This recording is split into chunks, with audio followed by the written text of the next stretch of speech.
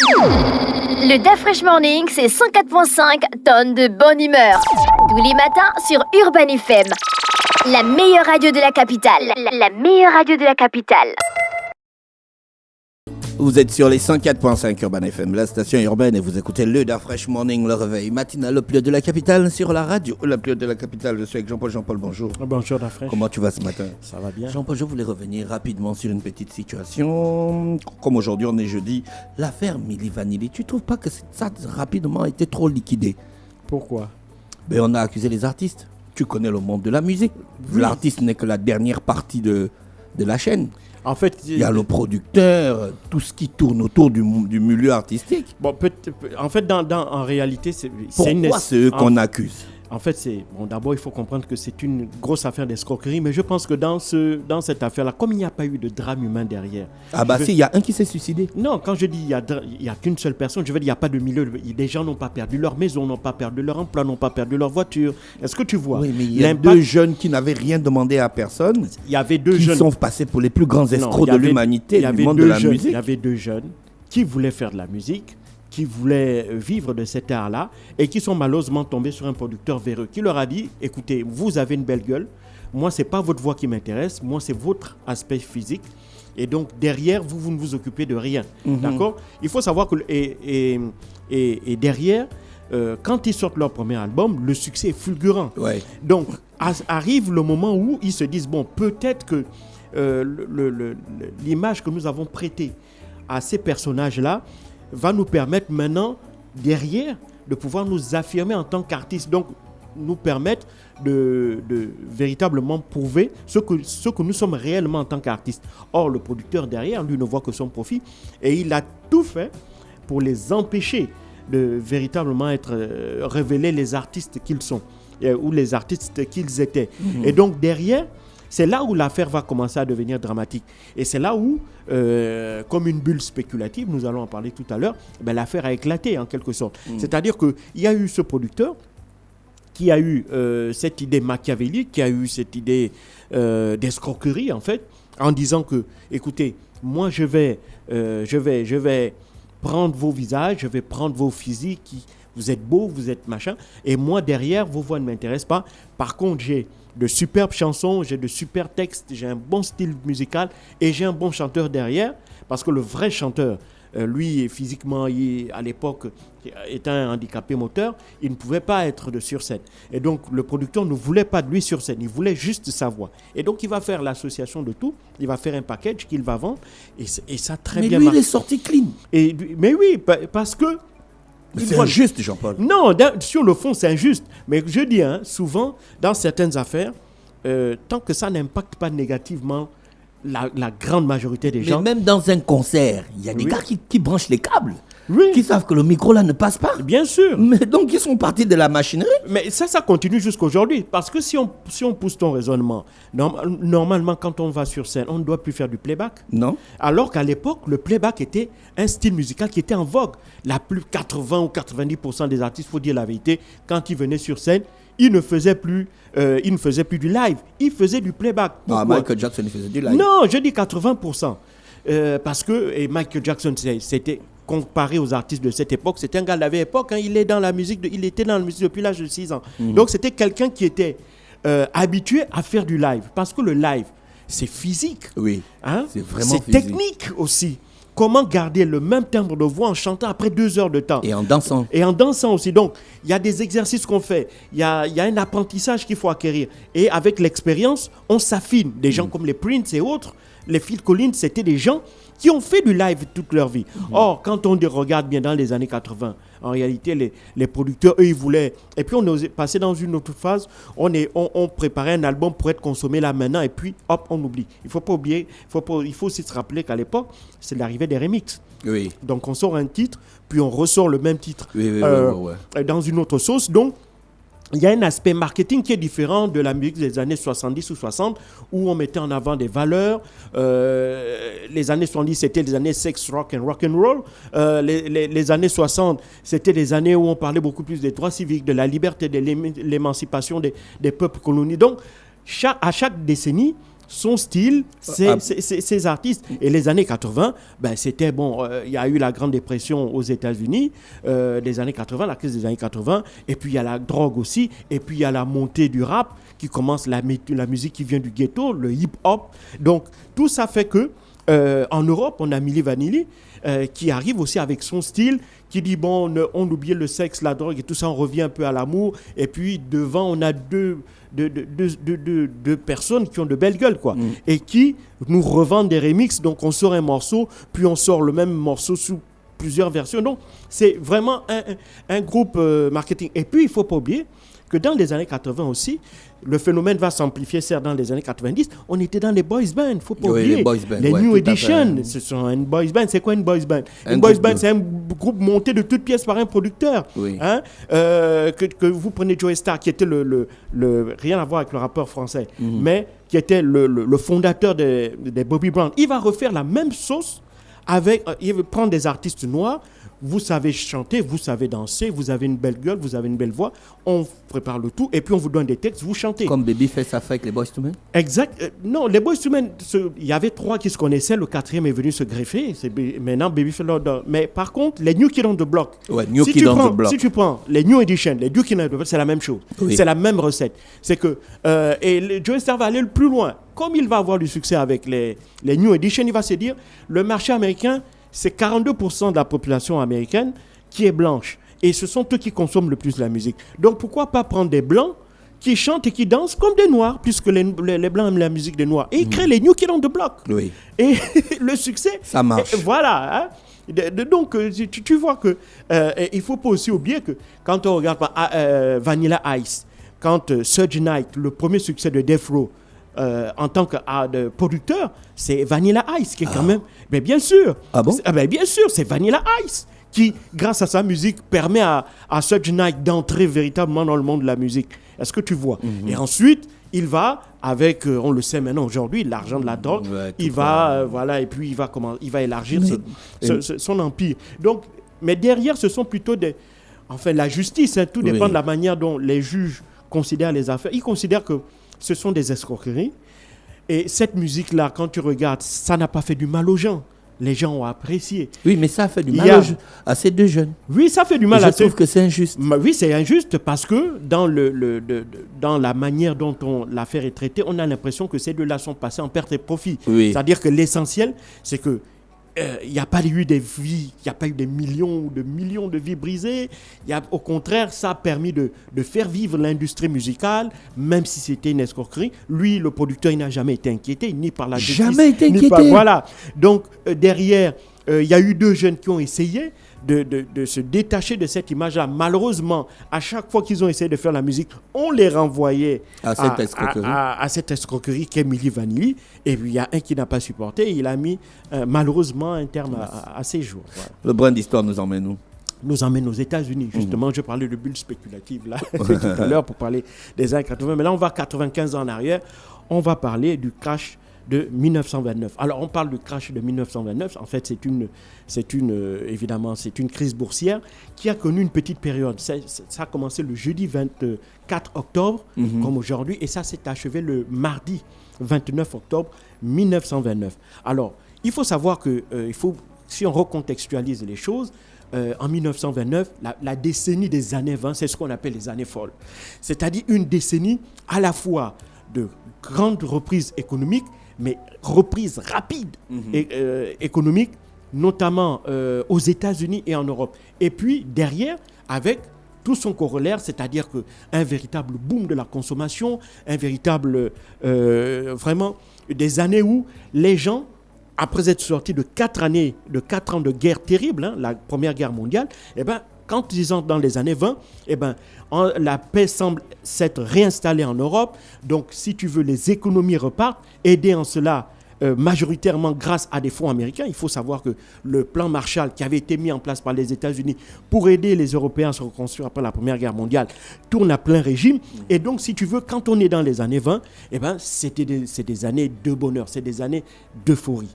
Et donc, à partir de là, il va s'installer une reprise économique, comme je l'ai dit, spectaculaire, fulgurante. Il va aussi avoir tout son corollaire d'un point de vue de la production.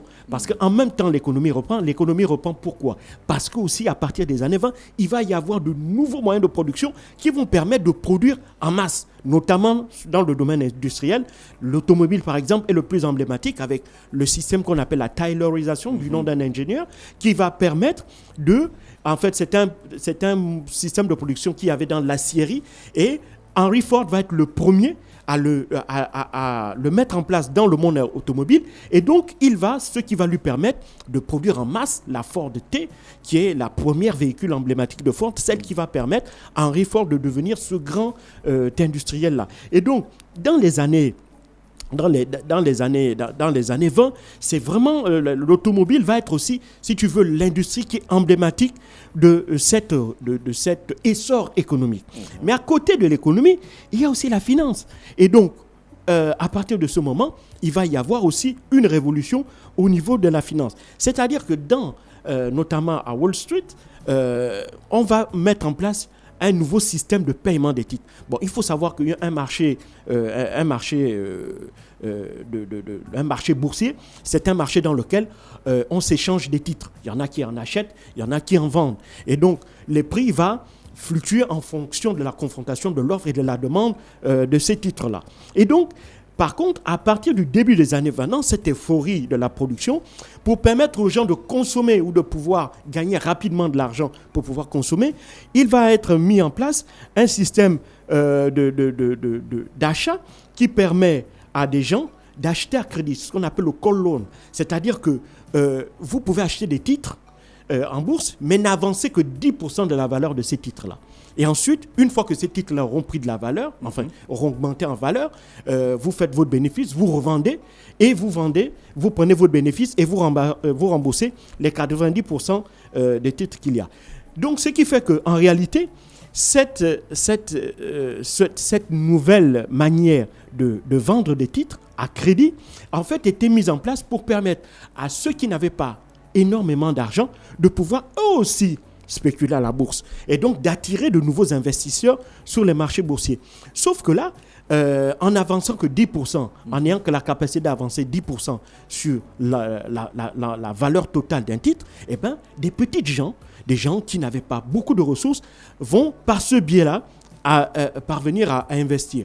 Donc, quand vous aviez un titre qui vous intéressait, pour lequel vous sentez qu'il y avait un potentiel, vous le preniez à crédit, vous le vendiez et ensuite, si vous avez de la chance, eh ben, vous faites votre plus-value, vous remboursez aussi la dette en même temps. Sauf qu'en mettant en place ce mécanisme qui va élargir, si tu veux, le champ des investisseurs boursiers, eh ben, il va y avoir une arrivée massive. Et je rappelle qu'on est dans les années 20. Dans les années 20, l'objectif pour les gouvernements, c'est que la production qui ne fait qu'augmenter, eh ben, il faut qu'elle soit consommée. Donc, un exemple qui est très intéressant, c'est que le niveau de productivité entre 1921 et 1928, c'est-à-dire que le volume de production dans toutes les filières aux États-Unis avait bondi de 300%. C'est-à-dire que ce soit dans l'industrie agricole, que ce soit dans la métallurgie, dans l'automobile, dans tous les domaines, eh ben, on était parvenu, grâce aussi à la science, grâce à l'évolution des techniques, à accroître considérablement la production. Et donc, grâce à ce système d'achat de titres à crédit, eh ben, de plus en plus de gens vont pouvoir spéculer, vont pouvoir gagner de l'argent et vont pouvoir consommer. Sauf que derrière, pour la première fois, ce système, en réalité, il va, en simplifiant, faire que l'économie réelle n'était plus en phase avec l'économie, si tu veux, financière. Pourquoi? Parce que derrière, qu'est-ce que ça va entraîner comme effet? C'est que les gens, en réalité, quand on regarde les bénéfices que faisaient les entreprises, la première allait à la bourse parce qu'il fallait rembourser ceux qui achetaient les titres. La deuxième partie allait dans les dividendes, donc les actionnaires de l'entreprise, donc qui touchaient leurs dividendes. Et puis la toute petite partie, qui était incongrue, allait dans les salaires. Donc en réalité, durant cette décennie-là, entre 1921 et 1929, qu'est-ce qui croissait? c'était les bénéfices en bourse et c'était les dividendes. Les salaires, eux, ne croissaient pas. Au contraire, les salaires stagnaient, voire diminuaient. Mais dans l'indifférence générale, pourquoi ? Parce que même ceux qui avaient des petits salaires, à travers, comme je l'ai dit, l'achat de titres à crédit, ça leur permettait d'avoir, si tu veux, des ressources supplémentaires qui leur permettaient de gagner de l'argent et donc qui leur permettaient aussi d'avoir un certain niveau de vie qui, en réalité, n'était pas en phase avec leur niveau de ressources réelles. Et donc, tout ça, ça va faire que, à partir de cet instant-là, va s'installer une bulle spéculative. Et donc, cette bulle-là, entre 1921 et 1928, ne va cesser d'enfler. Mais les gouvernements étaient conscients de ça parce que les premiers signes annonciateurs qui avaient un problème vont commencer à apparaître à partir de 1927-1928. Mais comme les chiffres étaient tellement bons, c'est-à-dire les chiffres de la production, le niveau, si tu veux, les chiffres de la consommation étaient très bons. Et puis, les Américains, ils se disaient que de toutes les façons, le système qu'ils vont mettre en place aux États-Unis d'achat de titres à crédit va aussi se répandre en Europe. Et donc, tout ça va faire que, dans la même décennie, l'Europe aussi qui était en pleine reconstruction, donc grâce aux capitaux américains, donc quand un pays est en reconstruction, il y a des marchés qui s'ouvrent et donc tout le monde semble y toucher son compte. Et à Londres, principalement, ils vont appliquer aussi ce système d'achat de titres à crédit. Donc, bref, il va y avoir exactement la même situation. Ouais. Sauf que à partir de fin 1928, donc à partir de octobre, novembre, décembre, un cabinet, Merrill Lynch, qui est devenu une grande banque aujourd'hui, va commencer à dire à ses clients, ils vont commencer à voir les signes, ils vont commencer à dire à leurs clients, attention, je crois que nous on est arrivé à une limite et qu'il serait plus prudent de ne plus acheter de titres aujourd'hui, mais plutôt de commencer à envisager l'idée de se débarrasser des titres que leurs clients avaient. Donc, inciter les clients à la prudence, non plus à l'achat de titres de manière effrénée, mais plutôt à une espèce d'arrêt et plutôt à commencer à revenir un peu vers une économie réelle, donc à se débarrasser des titres qui, de leur point de vue, étaient autrement, ce qu'on dirait aujourd'hui, des titres toxiques. Or, à partir de là, ce conseil donné à leurs clients par la banque Merrill Lynch va avoir un effet boule de neige. Et donc, à partir d'octobre jusqu'en octobre, eh ben, qu'est-ce qui va se passer le jeudi 24 octobre 1929 ? C'est que pour la première fois de l'histoire de la bourse new-yorkaise, eh ben, on arrive dans un marché spéculatif où plus personne n'achète, tout le monde veut vendre. Et c'est là où il y a le crack. Et donc, le jeudi noir, ça va entraîner une chute de la valeur des principaux cours boursiers américains. Que vous preniez d'abord l'indice, le Dow Jones, va le jour-là perdre 13%, c'était quand même énorme. Et puis, des grandes entreprises vont elles aussi perdre. Beaucoup vont voir leurs titres énormément perdre en valeur. Par exemple, General Electric perdra 48%, Eastman Kodak perdra 42%, AT&T et Westinghouse perdaient 34%, US Steel perdait 18%. Le vendredi 25 et le samedi 26, il va y avoir une espèce de stabilisation au niveau de la chute des cours. Pourquoi ? Parce que, aujourd'hui, par exemple, l'indice de la bourse de New York est fermé le samedi, mais à l'époque, la bourse de New York travaillait demi-journée. Donc, le vendredi, il va y avoir une stabilisation, c'est-à-dire que à la fois, on va avoir un même niveau entre les achats et les ventes. C'est pour ça qu'on ne parle pas de vendredi noir ou de samedi noir, on parle de jeudi noir. Mais malheureusement, lundi 28, les choses vont de nouveau empirer et si tu veux, il va y avoir une redégringolade de la plupart des grands titres et l'indice, il va même avoir des scènes d'émeutes qui vont se produire devant les locaux du New York Stock Exchange à New York. Et donc, ce qu'on appelle la bourse de Wall Street. Voilà, la bourse de Wall Street. Il va y même avoir, au point où la mairie de New York va envoyer les forces de l'ordre pour empêcher aux investisseurs qui voyaient la valeur de leurs titres s'effondrer, d'accéder à l'intérieur des locaux de peur qu'il y ait de véritables actes de violence. Et puis, tout va véritablement, les choses vont encore empirer. Donc, le mardi 29 octobre, donc le mardi noir, où c'était vraiment une chute, le crack va vraiment se confirmer. Avec maintenant comme corollaire, le fait que les investisseurs, les banques américaines qui avaient énormément perdu d'argent lors de ce crack boursier vont donc se tourner vers les banques européennes, auxquelles elles avaient prêté énormément d'argent pour permettre justement la reconstruction de l'Europe, puisqu'elles étaient pressées par leurs clients américains. L'argent du plan Marshall. Oui, et donc, derrière, comme les banques américaines étaient pressées par leurs clients, elles vont donc se tourner vers les banques européennes pour demander d'être immédiatement payées.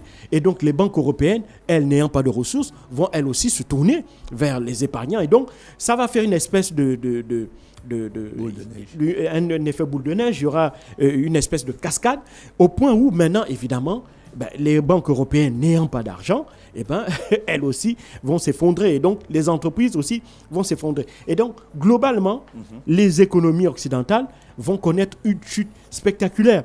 Le chômage, à la fin des années 20, passe de 3,1% à 34% aux États-Unis. En Europe, la même chose. La moyenne du niveau de chômage avoisine même dans certains pays les 50%. Et donc, cette crise économique va entraîner, cette crise financière d'abord, va entraîner une crise économique. Et cette crise économique va avoir des effets sociaux dévastateurs qui, à leur tour, vont avoir des effets politiques terribles. Il faut savoir que après les années 20, donc on entre dans la Grande Dépression des années 30, cette Grande Dépression qui va entraîner la montée des fascismes en Europe, parce que les économies, les pays européens et les pays américains, il faut aussi savoir que lorsqu'il va y avoir le crack, avant même qu'il y ait le crack, les Américains en fait vont commettre une première erreur, c'est qu'après la Première Guerre mondiale, bien qu'ils aient financé les Européens, au début des années 20, ils vont revenir à l'isolationnisme, voilà. Où on met en place des tarifs douaniers, où on veut protéger le marché intérieur de produits venus de l'extérieur. Donc on augmente des tarifs douaniers, on met tout un ensemble de mesures pour empêcher que des produits étrangers ne viennent sur le marché américain. Or, tout ça ces effets isolationnistes, protectionnistes, ajoutés avec les conséquences de la crise financière de 1929, puis la crise économique des années 30, va faire que d'un point de vue social, ça va permettre la montée des nationalistes en Europe, avec notamment le cas emblématique de l'Allemagne et de l'Italie. On va voir un Mussolini arriver en Italie, puis un Adolf Hitler arriver en Allemagne. Donc, avec toutes les conséquences que l'on connaît par la suite avec la Seconde Guerre mondiale. Donc, ce crack de 1929, il est le plus important parce qu'aussi, à partir de celui-là, on va commencer au niveau des pays occidentaux, ils vont commencer à mettre en place un ensemble de mesures visant à essayer de canaliser ou de contrôler, si tu veux, les marchés financiers en mettant en place des espèces de gendarmes dans les bourses, en mettant en place des banques centrales qui vont justement veiller à contrôler les banques commerciales. Mais évidemment, on sait qu'aujourd'hui, avec le temps, si on regarde à moyen et à long terme, on voit que ces mesures-là n'ont souvent pas été suffisantes et que parfois même, les banques n'ont pas retenu les leçons de l'histoire. Si on se rappelle par exemple de la crise financière de 2007, qui est vraiment la crise la plus grave après celle de 1927, même s'il y a eu quelques crises entre-temps, mais celle de 2007 va véritablement montrer que les mêmes causes qui avaient entraîné le krach boursier de 1929, c'était exactement les mêmes qui s'étaient produites avec la crise financière de 2007, qui va être plus grave encore parce que cette crise financière va devenir une crise économique puis une crise souveraine parce qu'une crise de la dette, cette fois-ci, c'est plus les petits épargnants qui étaient endettés surtout, mais c'était les États et avec tout un ensemble de corollaires. Et on le sait aussi aujourd'hui, sauf que, fort heureusement, parce que les institutions dans les pays occidentaux étaient très fortes, ça n'a pas entraîné un effondrement des régimes démocratiques, des régimes politiques qui sont en place. Mais néanmoins, on le voit aujourd'hui, les crises spéculatives, les crises boursières peuvent avoir des conséquences terribles, non pas seulement dans la vie des individus, mais celle de 1929 est particulière parce qu'elle aura redessiné même, elle va entraîner une recomposition même du paysage politique à la fois aux États-Unis et en Europe. Merci Jean-Paul pour le brin d'histoire ce jeudi sur les 104.5 Urban FM, la station urbaine dans le Da Fresh Morning. Le Da Fresh Morning, c'est 104.5 tonnes de bonne humeur. Tous les matins sur Urban FM. La meilleure radio de la capitale. La meilleure radio de la capitale.